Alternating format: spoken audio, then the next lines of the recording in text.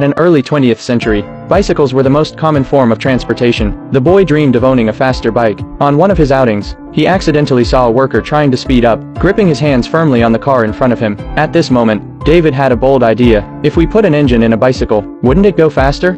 So he and his friends began to practice, using discarded parts. They assembled the world's first Harley motorcycle. It was still powered by pedals, just like a bicycle. Tom took it for its first test ride. The motorcycle caused a sensation in the town. He rode the bike with delight. He didn't push it back until he ran out of gas. In order to make the motorcycle go faster and farther, Tom decided to use all his savings to officially develop the product. But just then, David received his acceptance letter from the university and was ready to leave. He was happy to share the good news, but Tom was furious, because he had invested all his money in the project. Jerry didn't give up. He took his first generation Harley to a motorcycle race. But before the race even started, the engine caught fire, and the whole crowd laughed. Without an engineer, Tom had to pay a fortune to have it repaired. In order to increase the popularity of Harleys, they continued to race, but the judge ruled that the bike was overweight, and refused to let them on the track. Then Tom had a great idea. At the start of the race, Jerry started quietly from outside the track on his Harley. He was as fast as the riders on the track. Jerry went faster and faster. Eventually, he broke through the fence and entered the field.